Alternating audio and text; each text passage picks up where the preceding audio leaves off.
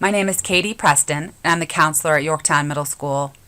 Today's presentation is a short overview of understanding people in poverty. This year, a Yorktown community staff member wrote a grant to the Teamwork for Quality Living. This is an organization in Delaware County whose mission it is to eliminate poverty. We were fortunate enough to receive the grant. The purpose of the grant was to fund students who are in financial needs, extracurricular activities, or activities that were outside of the school day. Part of the terms of the grant were educating our staff members on poverty and having poverty awareness. This screen is from the Teamwork for Quality Living's website. They have a page on understanding poverty, and there are a few facts that I would like to share. Poverty is relative. Poverty occurs in all races and in all countries. Economic class is a continuous line, not a clear-cut distinction. Generational poverty and situational poverty are different, and we cannot blame the victims of poverty for being in poverty. We cannot continue to support stereotypes and prejudices about the poor. A few facts listed underneath that I would like to share. I'm not going to read them all, but a few that stand out. This is the first one. One adult working full-time at minimum wage could only afford to support themselves, no children, and be above the poverty line. 40% of all white children and 73% of all African American children in the U.S. live in households with zero or negative net worth. There are 600 homeless people living in Delaware County. The average age of a homeless person is 9 years old. 44% of homeless have jobs that do not pay enough to keep a roof over their heads. The last one I want to cover is here. 50% of Muncie Community School students are on free and reduced cost lunches. I've been at Yorktown Community Schools for 9 years, and in the time that I've been here, I have seen us move to serving breakfast in the morning to now we are a Title I school. We started off with a free and reduced rate somewhere between 10 and 15% when I first started, to now we are well over 30%. The poverty rate at Yorktown Community School has changed quite a bit in the 9 years that I've been here. There are two types of poverty. One is situational, and that does occur when an individual or a group suddenly faces poverty because of an external circumstance, and is usually a temporary situation. For example, when a parent loses their job and has a short-term time where they're unemployed, usually they're able to find another job, and within a few months, a year, maybe 2 years, they're able to get themselves back into where they're not in poverty anymore. The second one is generational. This is a poverty that exists from one generation to the next. The definition of poverty, and to better understand, we're going to take Ruby Payne's definition, which is the extent to which an individual does without resources. To better understand your own thoughts about poverty, we're first going to think about mental pictures or models. These are the internal pictures of how the world works, what we think, those thoughts that exist below our awareness. There are theories. Oftentimes we don't examine them. It does determine how we act towards people, towards things. Sometimes it helps, and sometimes it interferes with how we learn, what we think about others, how we treat other people. For a dialogue to occur, we must suspend those mental models. An example of a mental model or thinking about an internal picture is, for example, when I say the word McDonald's, what is the very first word that comes to mind when I say that? I think of fries, the salty, yummy fries that McDonald's serves. If I were to ask 100 people what their first word is when they think of McDonald's, I would probably get 20 to 30 different answers. When I say the word poverty, what comes to mind for you? What's the very first word you think of? I think of sad. Some people might think not enough clothes, hungry, stinky, uncleanly. It's good for you to be aware of the thoughts, the mental model that you have of those in poverty. There are 4 causes of poverty. The first one is behavior of the individual. That could be a lack of education, having children in their teens. The second one is human and social capital.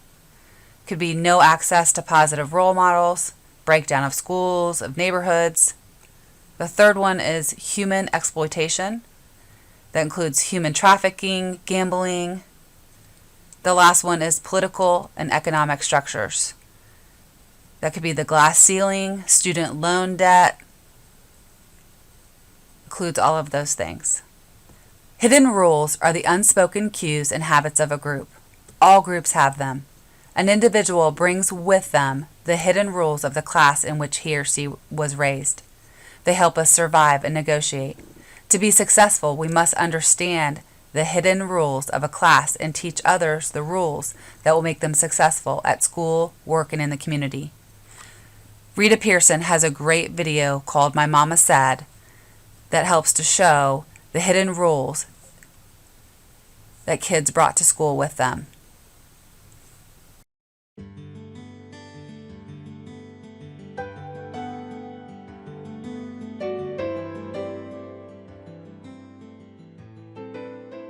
I can remember an occasion when 2 of my students were fighting at school. I mean, they were going at it on the playground.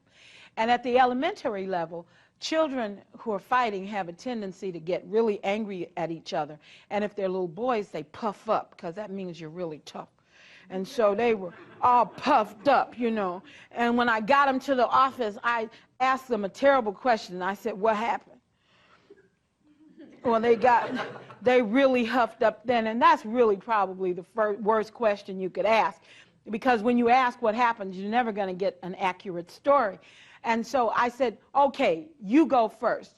Well, the story gets very loud. I don't know why, but when kids are explaining, the story's loud. You may have noticed that. So I said, "Okay, Jack, what happened?" He said, "Well, see, we was playing.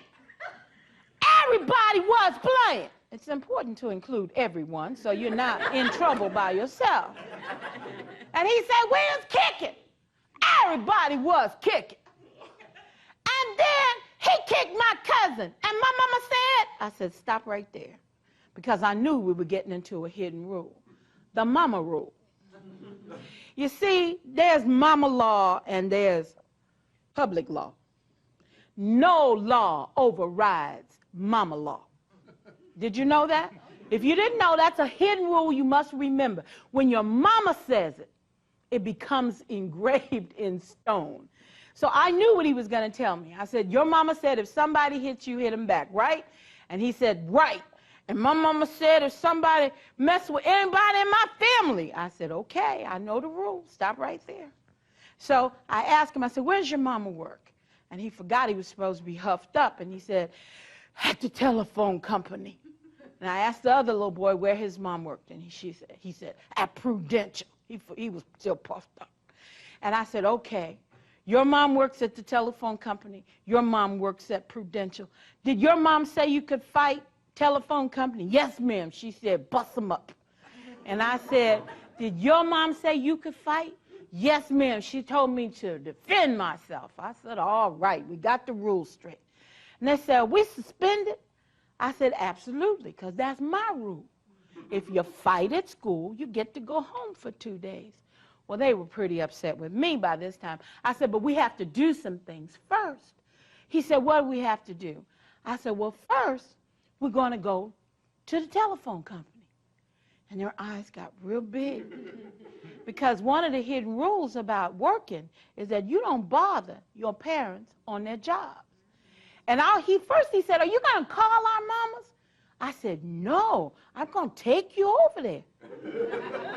And they said, oh, no, by this time the huff and puff was gone out of both of them. I said, this is how it's going to work. First, we're going to the telephone company, and we're going to fight at the telephone company. I want you to tear up the telephone company. Roll on the floor, kung fu kick, just like you were doing here. But don't hurt each other too badly, because we're going to leave the telephone company and we're going over to Prudential. We're going to fight at Prudential. You can really fight over there. That's the last stop. You can make blood, pull hair, snatch each other's clothes off. I can run you by the hospital, get anything broken, set in a cast, push your eyeball back in your head. Then you can begin serving your 2-day suspension. They said, Miss Pearson, you know we can't fight on our mama job. I said, why not? Your mama made the rule. Let's go where your mama is. They said, oh, we're dead. We're not going to make it. And they just fired. I said, go sit on the blue seats outside my office while I call your parents. Tell them we're on our way. Get some boxing strategy in place so you'll know how you're going to fight once we get there. Oh, they were so sad. They just drug out of there. Well, first of all, you know I wasn't going to take those kids to their parents. But it was the first time I used a strategy that I've never used before, but I've used a lot since, and it has never failed me. When I called each parent, what I said was, I respect the rules you make for your children at home. You see, there's been a misconception that people who have children don't always make the right decisions about their kids. You see, parents make decisions for their children based on what they know, what they feel will make them safe. And it is not our place to say what they do is wrong. It's our place to say maybe we can add a set of rules that they don't know about. So I began both conversations by saying how much I respected their decisions that they were making for their children, and would they help me. I said, I know you made rules for home, and I promise not to interfere with those, but I need some help. I have 1,200 children in this building, and I have to keep all of them safe. And if everybody fought because their mom said they could, all the children here would be in trouble or hurt. Will you help me? I've never had a parent to tell me no. And I believe it's because I preface it by saying, I respect the rules you've made. And what I give the kids, in addition to their parents, is an opportunity to develop a second set of rules. Many times, to explain this point even further, I've asked parents, would you go on your job and punch a coworker because they disagreed with you? And of course, most of them said, no way. And I asked why, and they said, we'd lose our jobs. And I said, and I want kids to understand that the same concepts apply on their job, which is school. So we need to learn different ways of handling conflict, because fighting is not always an option. 2 sets of rules, 1 set of rules for home, another set of rules for school.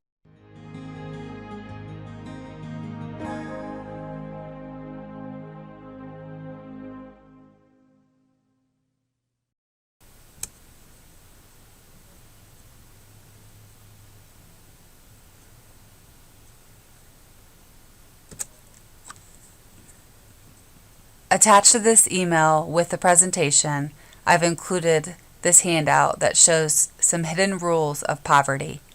It shows poverty class, the middle class, and the wealthy class. Along the side are the hidden rules. It's important for us to understand what those hidden rules are of the kids that come into our classrooms every day. It's also important to teach them the rules at school and how to be successful when they come into the classroom. I like how Rita Pearson talked about respecting parents' rules at home and yet teaching them the value of the school's rules and how to be successful and appreciate both of those rules while still having students follow the school rules. As Dr. Comer says, there's no significant learning that occurs without a significant relationship. And that does begin by listening. And that is to begin by listening. Research tells us that people are more likely to change when we reverse the flow of communication, when people are not talked at, but when they themselves have a chance to talk.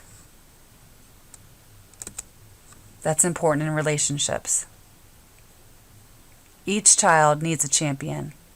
Once again, Rita Pierson sums up how important it is as a teacher, as an educator, to have a relationship with our students. And that through that relationship fosters change, and it can foster the change from someone who is in poverty, and a student who feels helpless or hopeless can change their view, can give them a vision, and can give them a goal. Here's the video that Rita Pierson talks about every child needing a champion.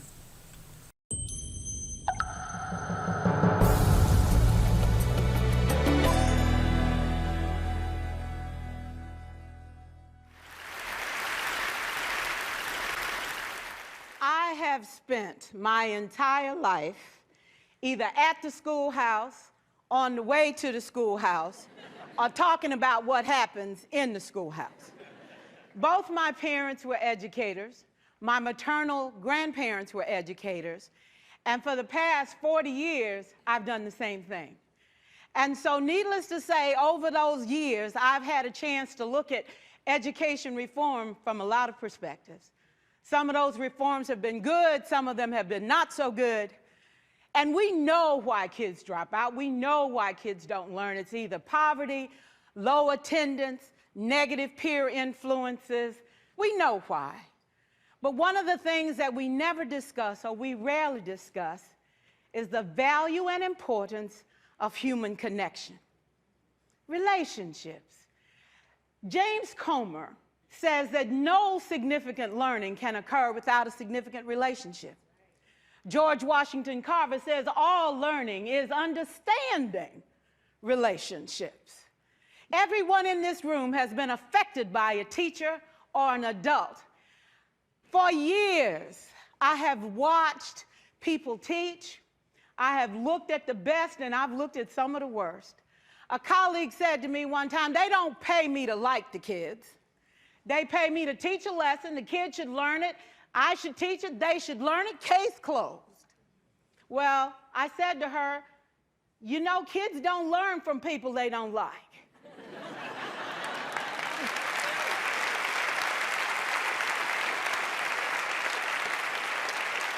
She said, that's just a bunch of hooey. And I said to her, well, your year is going to be long and arduous, dear. Needless to say, it was. Some people think that you can either have it in you to build a relationship or you don't. I think Stephen Covey had the right idea. He said you ought to just throw in a few simple things, like seeking first to understand as opposed to being understood. Simple things like apologizing. You ever thought about that? Tell a kid you're sorry, they're in shock. I taught a lesson once on ratios. I'm not real good with math, but I was working on it.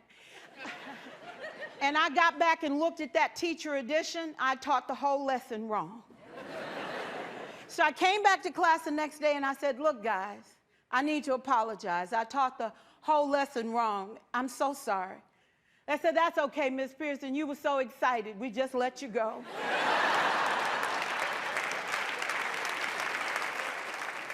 I have had classes that were so low, so academically deficient that I cried.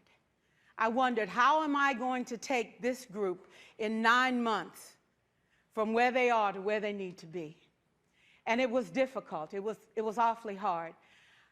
How do I raise the self-esteem of a child and his academic achievement at the same time? One year I came up with a bright idea. I told all my students, you were chosen to be in my class. Because I am the best teacher and you are the best students, they put us all together so we could show everybody else how to do it. One of the students said, really? I said, really? We have to show the other classes how to do it. So when we walk down the hall, people will notice us. So you can't make noise, you just have to strut. And I gave him a saying to say, I am somebody. I was somebody when I came. I'll be a better somebody when I leave. I am powerful and I am strong. I deserve the education that I get here. I have things to do, people to impress, and places to go. And they said, yeah. You say it long enough, it starts to be a part of you. And so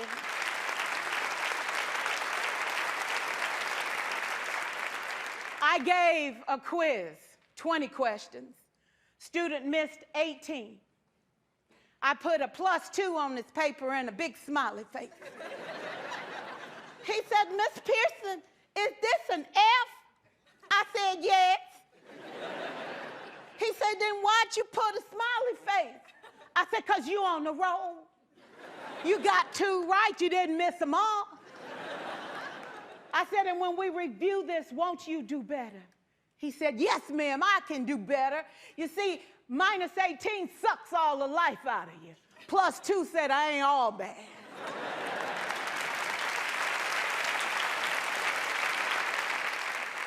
4 years, I watched my mother take the time at recess to review, go on home visits in the afternoon, buy combs and brushes and peanut butter and crackers to put in her desk drawer for kids that needed to eat, and a washcloth and some soap for the kids who didn't smell so good. See, it's hard to teach kids who stink. And kids can be cruel. And so she kept those things in her desk, and years later, after she retired, I watched some of those same kids come through and say to her, you know, Miss Walker, you made a difference in my life. You made it work for me. You made me feel like I was somebody when I knew at the bottom I wasn't. And I want you to just see what I've become. And when my mama died 2 years ago at 92, there were so many former students at her funeral. It brought tears to my eyes, not because she was gone, but because she left a legacy of relationships that could never disappear. Can we stand to have more relationships? Absolutely. Will you like all your children? Of course not. And you know your toughest kids are never absent. Never. You won't like them all, and the tough ones show up for a reason. It's the connection, it's the relationships. And while you won't like them all, the key is they can never, ever know it.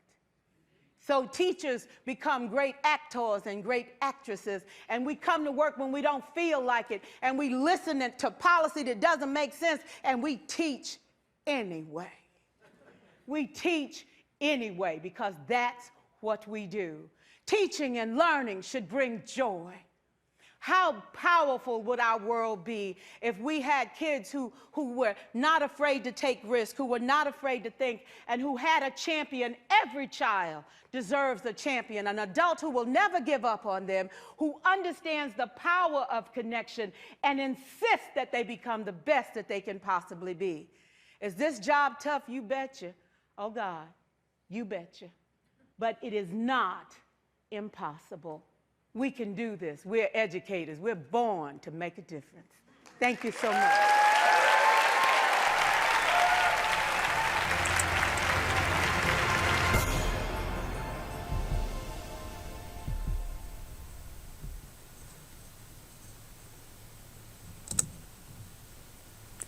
The last thing I'd like you to do is an activity.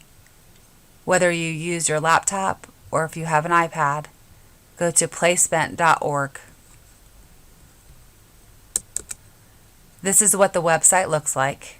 And when you get to the website, you're going to click Continue to Spend. The purpose of this activity is to spend 30 days with a limited income and to try to see if you can last the 30 days and not be in poverty. Of the several times that I completed this activity, I was only able to make it one time through all the 30 days. And on day 30, my rent was due the next day.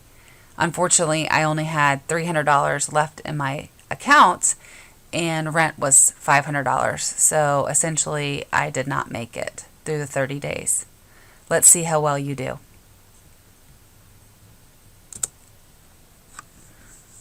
Once you've completed the activity on placement, please go back into your email where I've included a link to the survey. Please fill that out, include your name in the survey, and that you have completed